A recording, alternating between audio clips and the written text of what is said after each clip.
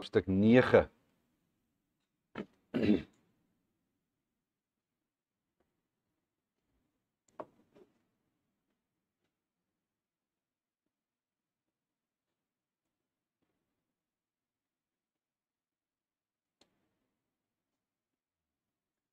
Ons gaan die hele hoofstuk lees, maar voordat dit doen, net 'n bietjie hierdie konteks net eers.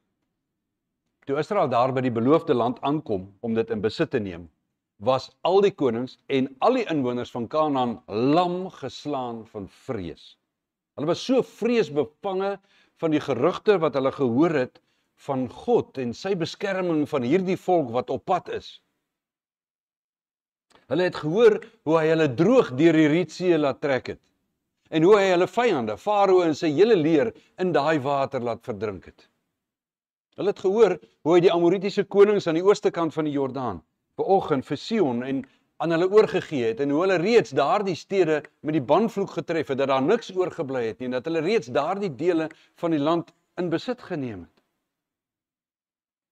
Hulle kon daar van Jerigo se mure af so uitkyk oor die vloedvlakte en hulle kon sien hoe die Here die magtige vloedwaters van die Jordaan opdam, sodat sy volk droogvoets daardeur stap. En die ander konings het gehoor, daai ergste vrees wat kon waar word by Jerigo, dat die mure verkrummel het en mekaar getuimel het en dat Israel daardie plek van hoek tot kant af met die banvloek getref het. Vreesbevange, lam geslaan. Maar toe steel Akan van die bangoed in Jerigo. En dit bring die hele volk in onguns by God, en soos wat hy vir Joshua gesê het, hy is aan God se kant. Daarom moes Israel vlug voor die krygers van Ai, toe hulle dit die eerste keer aanval. En Ai was maar baie klein stadjie as jy dit vergelyk met die groter Jerigo. Daardie sonde, daardie gevolge van Akan se sonde, het die hele dinamika van Kanaan se inname verander. Al het Israel die tweede keer Ai maklik ingeneem en platgemaak met die aarde, het die konings van Kanaan begin dink dat Israel nie so onoorwinlik is as wat hulle gedink het nie. Waar hulle voorheen totaal skrikbevange lam geslaan was en nie 'n vinger kon verroer nie, het hulle nou begin planne maak om saam inisiatief te neem teen Israel op te staan en teen Israel se God. Kom ons lees Joshua 9 van vers 1 af.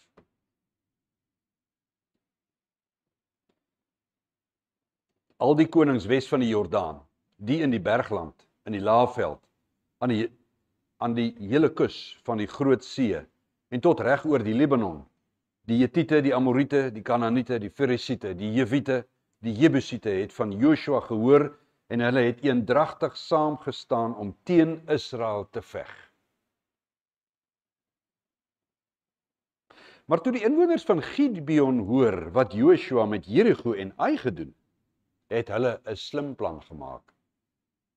Hulle het padkos ingepak, hulle het verslete saalsakke op hulle donkies saamgeneem en verslete wynsakke wat geskuur en weer toegewerk was, aan hulle voete was verslete, gelapte skoene en hulle het verslete klere aangehad. Al hulle padkos was droog en verkrummel. Hulle het na Joshua toe in die kamp by Gilgal gegaan en vir hom en vir die Israeliete gesê, ons kom uit 'n ver land en ons kom vra dat u met ons 'n verdrag sluit. Miskien net die werklike afstand tussen Gibeon en Ai was maar 'n paar kilometer. Dit was nie baie ver nie. Dit was minder as 2 dae se loop. Dit was regtig naby. Maar hulle kom hier, ons kom uit 'n ver land, sê hulle. Die Israeliete het vir die Gibeoniete, wat Jewiete was, gesê, dalk woon julle hier tussen ons. Hoe kan ons dan met julle 'n verdrag sluit? Hulle het vir Joshua gesê, ons wil u onderdane wees.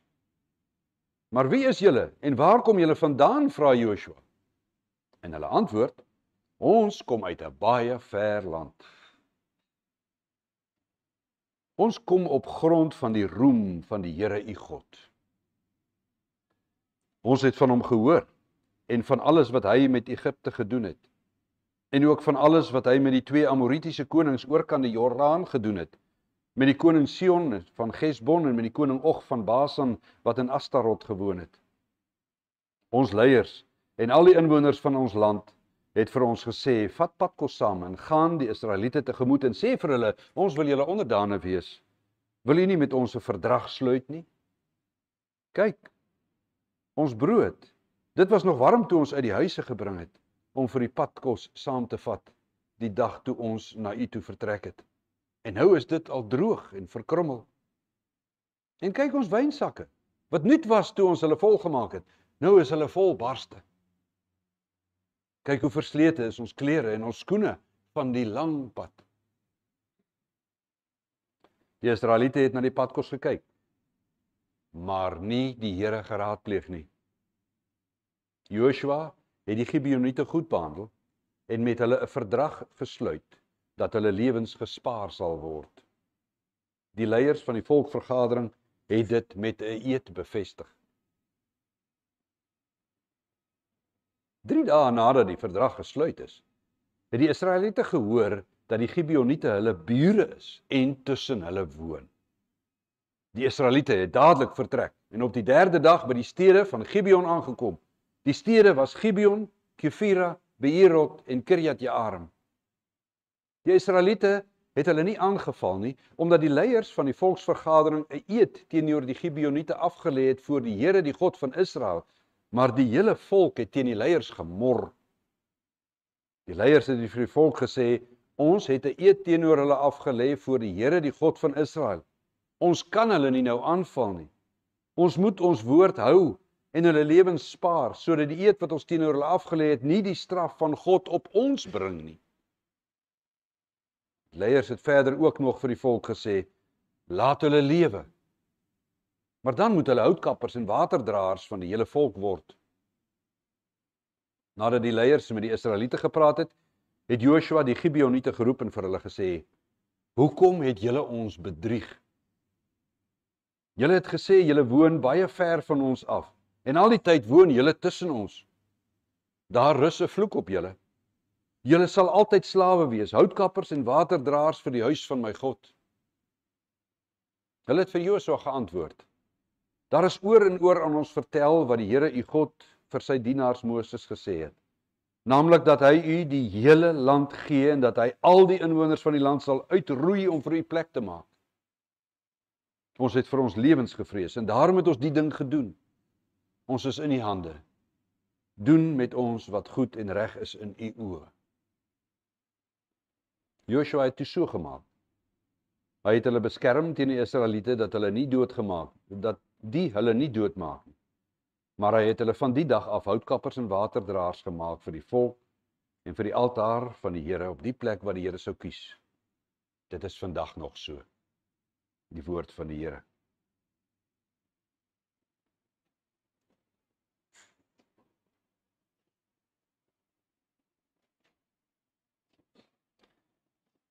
Toe al hierdie konings in die suide van die hele Kanaan hoor dat Israel moes vlug voor die verdedigers van Ai, het hulle besef, Israel kan oorwin word.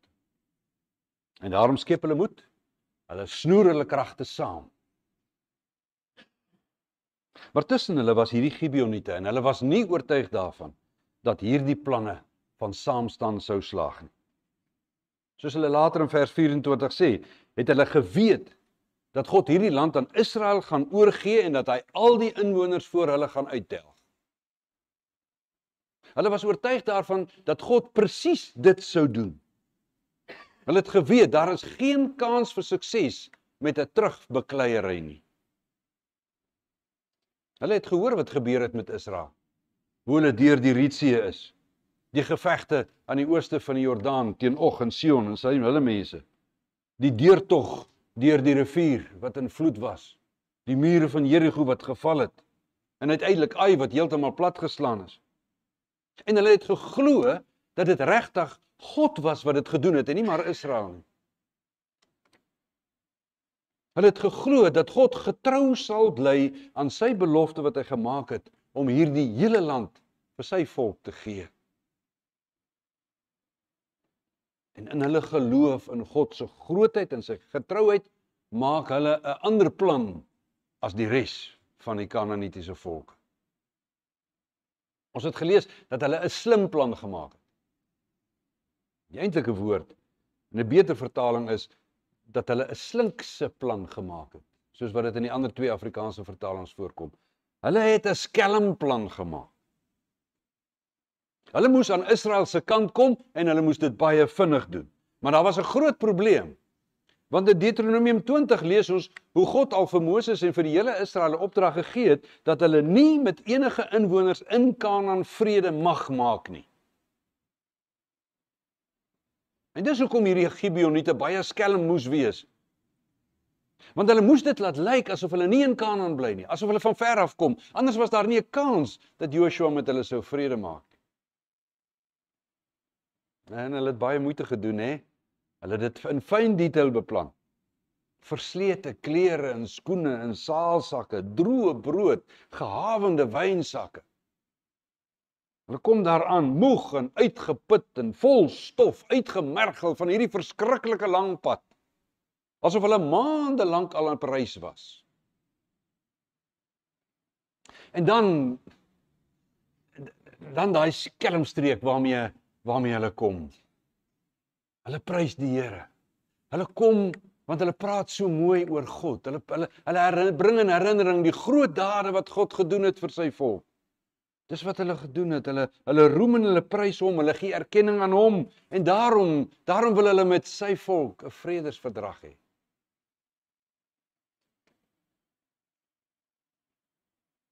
Joshua en die leiers was ietwat agterdogtig, nê. Sê nou maar net hierdie ouens bly in Kanaan. En daarom vra hulle uit. En 'n tweede keer vir hulle, vra nie net wie is julle nie, hulle vra, waar kom julle regtig vandaan? Maar hierdie Gibeoniete, hulle het hulle seker baie mooi uitgekies. Hulle lieg met oortuiging. Dit lyk asof hulle ver gekom het. En hulle is oortuig daarvan. En Joshua en die leiers, sonder dat hulle met God praat daaroor, sluit hulle 'n vredesverbond met hierdie klomp skelms. Sonder dat hulle God nader en wag vir sy insig en vir sy leiding, sonder dat hulle wil luister na hom, lê hulle selfs 'n eed af by God, dat hulle hom die getuie maak en dat hulle hom die waarborg daarvan maak, dat hulle getrou sal bly aan hierdie verbond wat hulle sluit. Daai spulbedrieërs was seker baie opgewonde. Want hulle het hulle mense gered van Israel se soldate. Hulle slinkse skelmplan het gewerk, sodat hulle gered was van God se banvloekstraf op hulle sonde.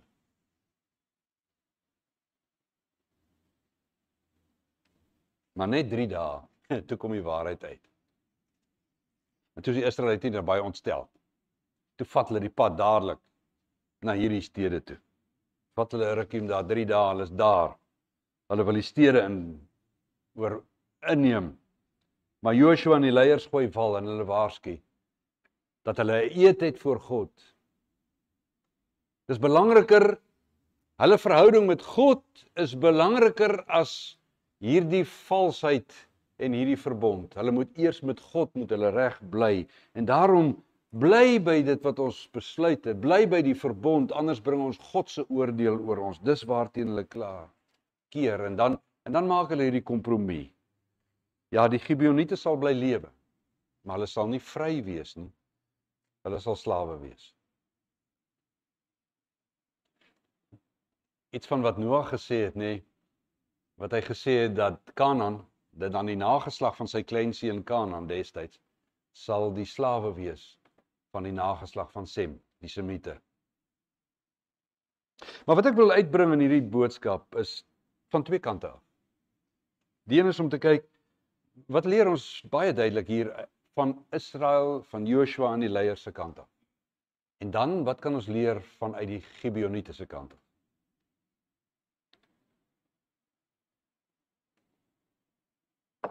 Dis duidelik dat Joshua en die leiers hulle 'n rad voor die oë laat draai het. Hulle val vir dit wat die hele wêreld nog steeds by ons mee aankom. Allerhande liegstories en dan gebruik hulle die Here se naam uitelik. Hulle gebruik sy naam om goeie guns te wen. En omdat hulle dan hulle eie koppe gevolg het, omdat hulle nie God geraadpleeg het nie, gaan hulle hierdie ding aan wat uiteindelik lei tot iets wat direk teen God se wil is. Hulle lewe, hulle optrede is so lynreg teen die advies wat ons vind byvoorbeeld in Spreuke 3 vers 5 en 6.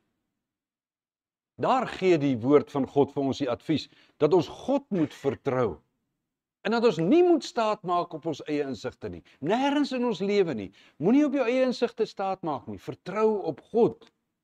Ken hom en raadpleeg hom in alles wat jy doen, sê Spreuke. Dan sal hy jou op die regte pad laat loop. Ons kan simpatie hê met Joshua en met die leiers. Baie van ons is al deur dieselfde goed gevang. Ons kan dit verstaan.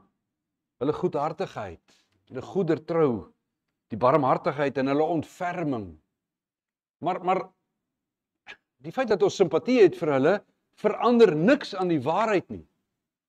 Hulle het God nie gepraatpleeg nie. Hulle moes dit gedoen het en hulle het nie. Dis so eenvoudig soos dit. Hulle het hulle eie koppe gevolg, hulle het op hulle eie insigte staat gemaak, en hulle het iets gaan doen wat lynreg teen God se wil is. Dat hy nie dadelik daarteen hulle opgetree het nie, is onverstaanbare genade. Nou is dit maklik om van ver af in die geskiedenis terug te kyk, om te sien dat dit verkeerd was van Joshua en die leiers om dit so te doen. Maar ons doen maar dieselfde ding, is dit nie? Het jy dit al in jou lewe agtergekom? Ek moes al 'n paar keer my kop in skaamte laat sak, wanneer ek besef dat ek met 'n ding worstel, 'n ding in my lewe of 'n besluit wat ek moet neem, dinge wat my pla, dat ek al lank daaroor rondrol en wonder, dat ek al met heel party mense gepraat het om hulle opinie daaroor te kry, en dan skielik kom ek agter, maar ek het nog nie met God hieroor gepraat. Ek was al weke lank met hierdie ding en ek het nog nie met hom gepraat.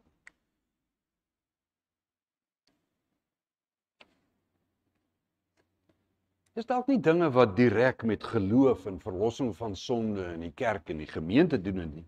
Dit het te doen met dinge in elke dag van ons lewe. Dink maar aan dinge wat gebeur tussen jou en die familie en vriende. By die skool, met jou maats en jou skoolwerk.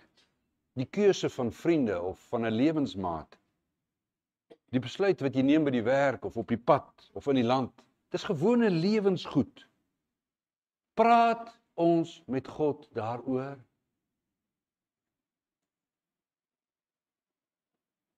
En soek ons dan na sy antwoord, om daarna te luister en te doen wat hy sê.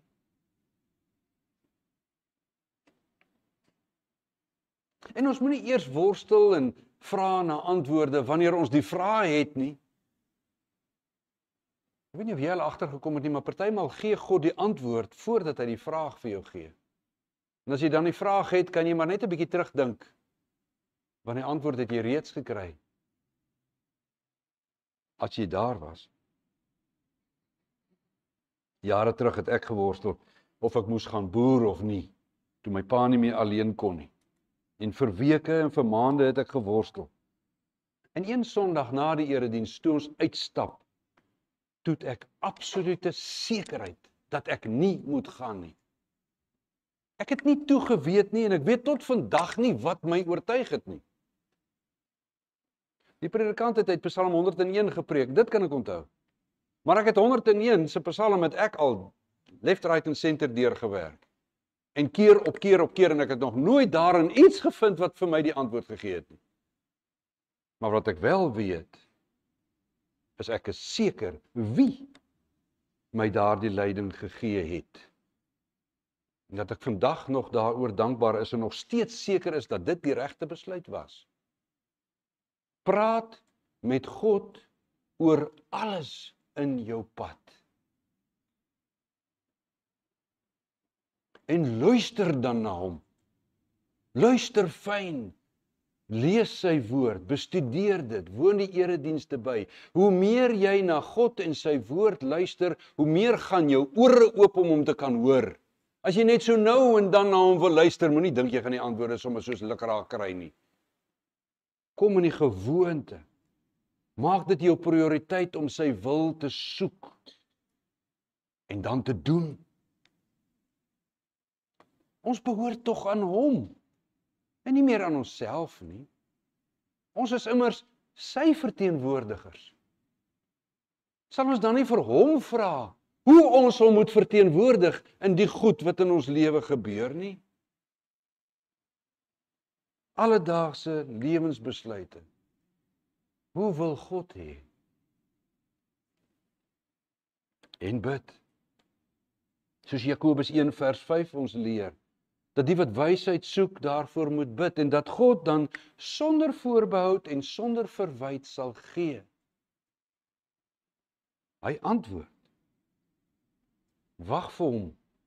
Luister fyn.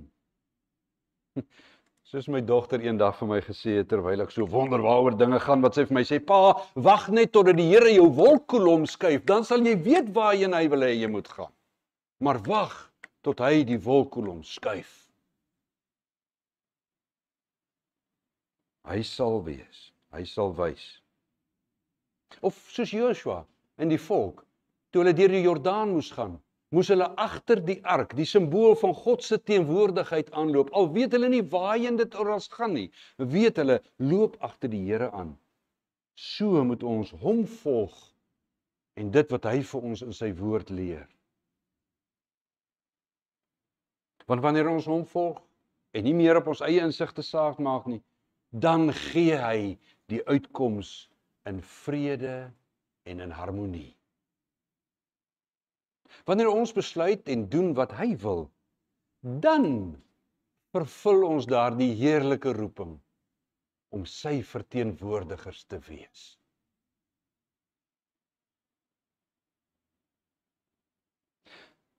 Maar van die Gibeoniete se kant af is daar ook 'n paar dinge wat ons moet leer. Baie mense sien die mooi daarvan raak, dat hulle aan Israel se kant wou wees. Dat hulle aan Israel se God se kant wou wees. En hoe hulle uiteindelik tog hulle self onderdanig stel, dat Joshua sal doen wat reg is, nadat hulle al weet, hy met 'n eed beloof het wat hy sal doen.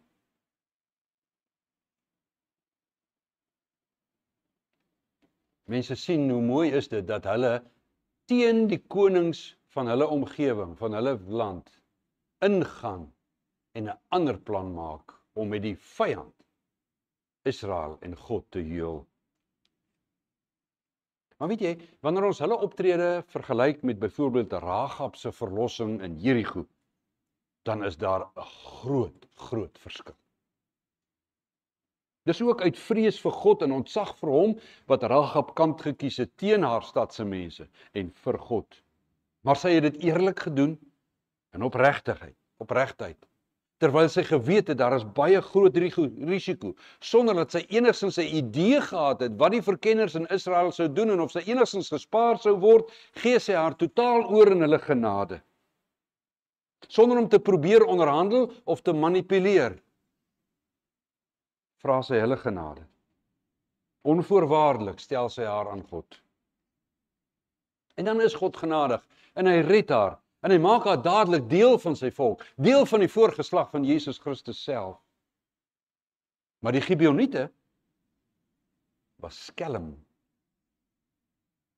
Hulle het self hulle eie plan gemaak om Israel te manipuleer, sodat hulle God se oordeel oor hulle sonde kon vryspring, want ons weet baie duidelik, die Here het vir Abraham gesê, dat wanneer die Kanaaniete se rekening vol is van sonde, dan kom hy om te oordeel.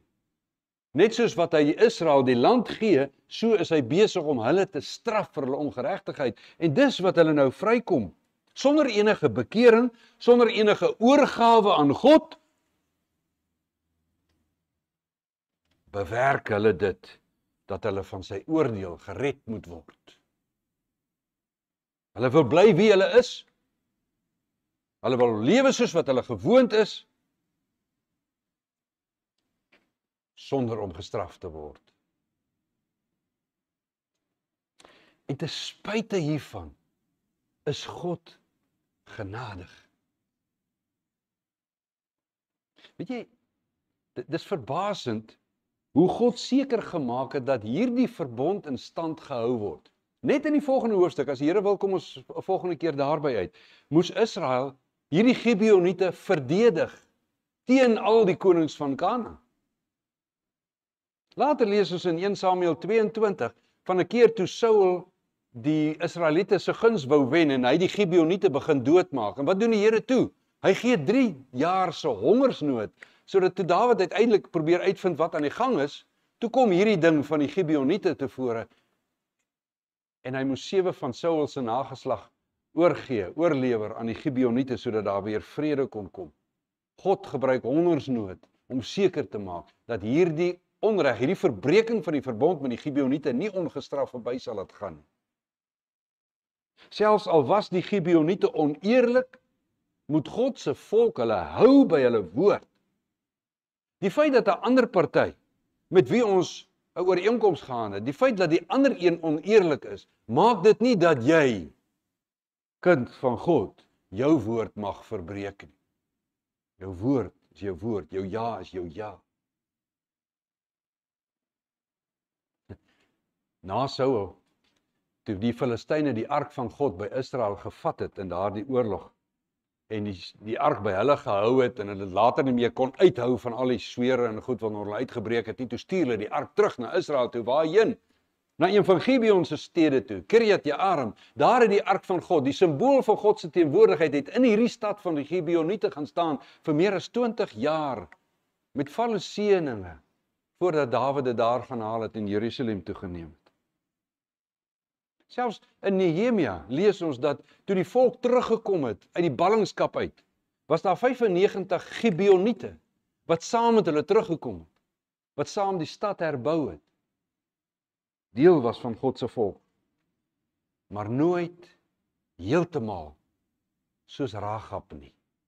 Daardie volle vreugde was ietsie minder by hulle, maar tog geweldig God se genade.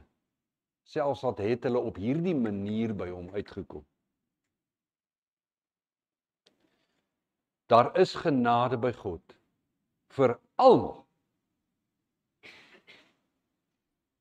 Vir almal wat kom in opregte bekering en totale oorgawe en geloofsvertroue op hom alleen. Maar wees baie duidelik. Wanneer ons met God in sy finale verlossing in Jesus Christus te doen het, dan is dit op sy voorwaardes. Daar is nie dat ons hom kan manipuleer en met hom onderhandel nie. Wie dink jy is jy, skepsel, wat maar 'n stoffie is aan 'n skaal om met die almagtige God te wil onderhandel?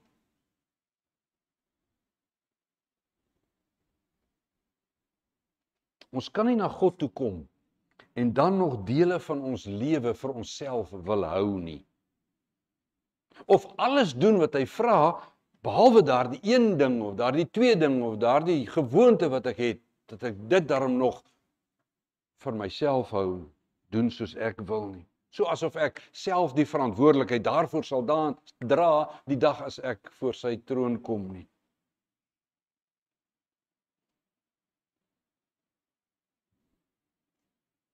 Ons lees dit baie duidelik in die Nuwe Testament, dat as jy nie in Christus sterf nie, sal jy nie in hom leef nie. As jy jouself nie verloon nie, kan jy hom nie regtig volg nie. Daar is nie kompromie by God nie.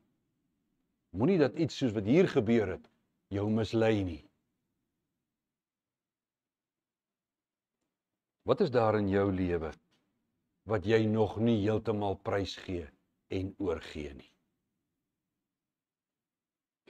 Wat is daar waarin ek en jy nog ons eie kop wil volg en doen soos ons wil nie? Watter gewoonte is daar wat ons nog in stand wil hou terwyl ons weet God wil dit anders hê.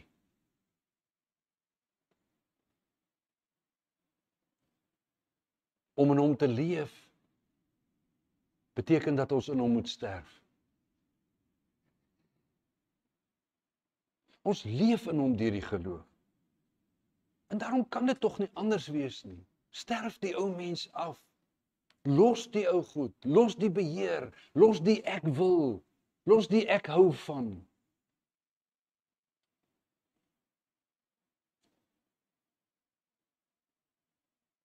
Want ons werklike tuis kom by hom. Ons werklike vrede, ons vervulling in ons gemeenskap met God, daardie volheid van hierdie lewe sal ons bly ontwyk as ons nie ten volle in oorgawe net in hom ons vrede wil nie. As ons nog nie by hele hart en hele verstand en al ons kragte, in ons hele siel, ons wese by hom is nie, sal ons nog nie in die volheid sy vrede ken nie. Bly ons maar so half en half nog slawe van onsself en die wêreld. Kyk maar hoeveel het Christus teruggehou vir homself, toe hy vir ons verlossing bewerk het in sy lewe en in sy kruisiging en sy opstanding. Hoeveel het hy teruggehou? Niks. Absoluut niks. En dit is hom wat ons tentoonstel in ons lewe. Dit is hom wat ons verteenwoordig. Dit is sy beeld wat ons vir die wêreld uitleef. Hy het ons vrygekoop. Ons behoort nie meer aan onsself nie, ons behoort aan hom. Ons lewe nie meer vir onsself nie, maar vir hom, vir wie wat vir ons gesterf en opgestaan het. Deur die Heilige Gees wat in ons is dit hy wat al meer en meer in ons lewe, sy totale oorgawe, word ons totale oorgawe. Geen onderhandeling nie, geen manipulering nie. Alles, Here, alles is u sin.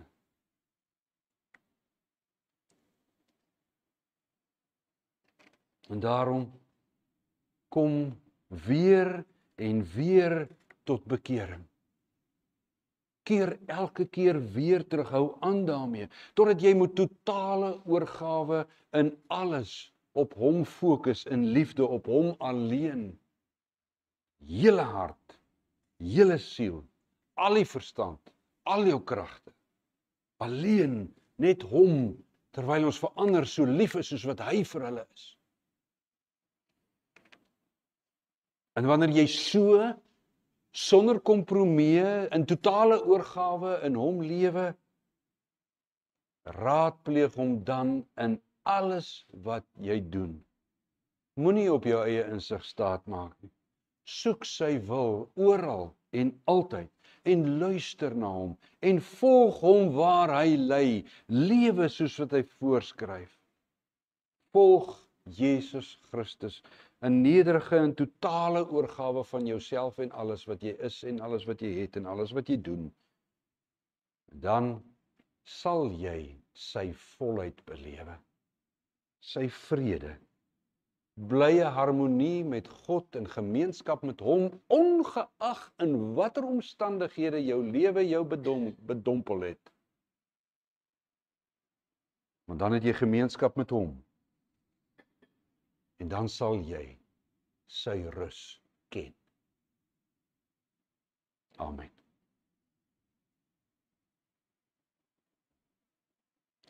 Kom ons bid saam.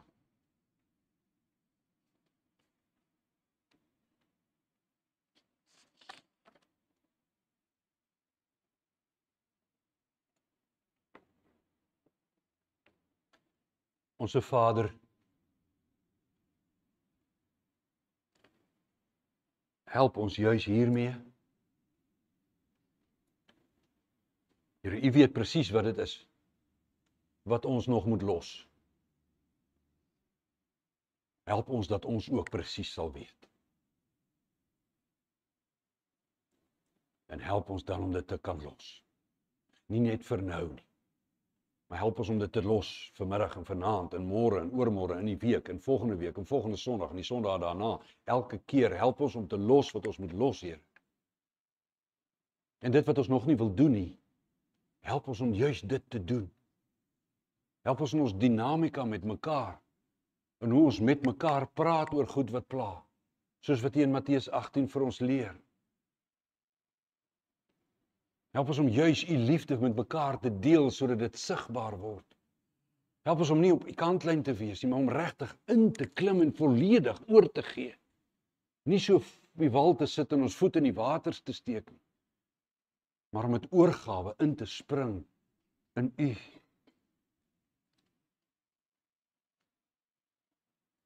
En wil U ons dan, terwyl ons besig is met elke dag se werk, terwyl ons verantwoordelikhede nakom, help ons om dan met hierdie vrede in ons te kan lewe. Hierdie sekerheid dat U die weg wys en dat ons die pad loop wat U vir ons gee.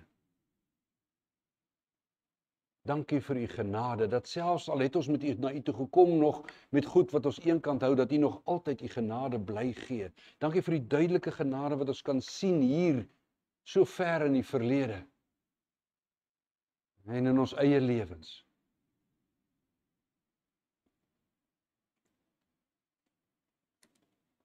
Mag Here verheerlik U self in die manier hoe ons U leiding en U insig vra, in die manier hoe ons dit volg.